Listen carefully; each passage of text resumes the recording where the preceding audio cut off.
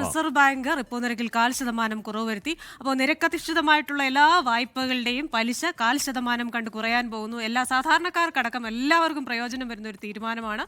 നമ്മുടെ GDP നിരക്കും പ്രവചനവും ഉയർത്തിയിട്ടുണ്ട്. ശ്രീനാഥ് ചന്ദ്രൻ മുംബൈയിൽ നിന്ന് വിശദാംശങ്ങളുമായിട്ട് ചേരുന്നു.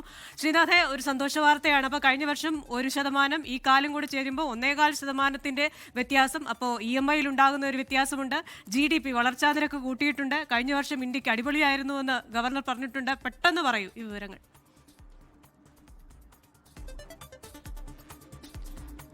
വളരെ വേഗത്തിൽ പറയാം. ഏതായാലും ഈ പലിശ നിരക്ക് കുറയുന്നു എന്നത് തന്നെയാണ് അതിൽ പ്രധാനപ്പെട്ടത്. 25 ബേസിസ് പോയിന്റ് കുറയുമ്പോൾ പുതിയ റിപ്പോ നിരക്ക് 5.25% കുറയുകയാണ്. അങ്ങനെ വരുമ്പോൾ അത് ഭവന വാഹന വായ്പകൾ എടുത്ത ആളുകൾക്കൊക്കെ അതിൻ്റെ ഒരു ഗുണം ലഭിക്കും. അത് നേരിട്ട് EMIയിൽ വരുന്ന കുറവാകാം, അല്ലെങ്കിൽ പലിശയിൽ വരുന്ന കുറവാകാം, അല്ലെങ്കിൽ EMIയുടെ കാലാവധിയിൽ വരുന്ന മാറ്റങ്ങളാവാം. അത് അതത് ബാങ്കുകൾ അവർക്ക് കഴിയുന്ന തരത്തിൽ അത് അഡ്ജസ്റ്റ്മെന്റ് ചെയ്ത് നൽകുകയാണ് ചെയ്യുന്നത്. അങ്ങനെ രാജ്യത്ത് പണപ്പെരുപ്പം വലിയ തോതിൽ കുറഞ്ഞു നിൽക്കുന്ന സാഹചര്യത്തിൽ നമ്മൾ പ്രതീക്ഷിച്ച ഒരു നടപടി തന്നെ റിസർവ് ബാങ്കിന്റെ ഭാഗത്ത് നിന്ന് ഉണ്ടാവുന്നുണ്ട്.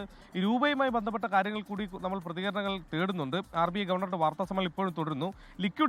ലിക്വിഡിറ്റി വർദ്ധിപ്പിക്കാൻ വേണ്ടി ഇപ്പോൾ 1 ലക്ഷം കോടിയുടെ ഓപ്പൺ മാർക്കറ്റ് ഓപ്പറേഷൻസിന് വേണ്ടിയുള്ള OMO പർച്ചേസിന് വേണ്ടിയുള്ള ഒരു തീരുമാനം കൂടി ഇപ്പോൾ എടുത്തിട്ടുണ്ട്. അങ്ങനെ ബാങ്കുകളുടെ കയ്യിൽ കൂടുതൽ പണം എത്തുന്നതിനുള്ള നടപടികൾ അങ്ങനെ സ്വീകരിച്ചിട്ടുണ്ട്. ഒപ്പം തന്നെ 3 വർഷത്തേക്കുള്ള ഡോളർ റുപ്പി സ്വാപ്പിങ്ങിന് വേണ്ടി $5 ബില്യൺ വരുന്ന അത്രയും വലിയ ഒരു ഡോളർ സ്വാപ്പിങ്ങിന് വേണ്ടിയുള്ള തീരുമാനം കൂടി എടുത്തിട്ടുണ്ട്. ഏതായാലും വാർത്താ സമ്മേളനം ഇപ്പോൾ തുടരുകയാണ്. കൂടുതൽ ഇതുമായി ബന്ധപ്പെട്ട വിവരങ്ങൾ കൂടി അറിയാൻ കഴിയും.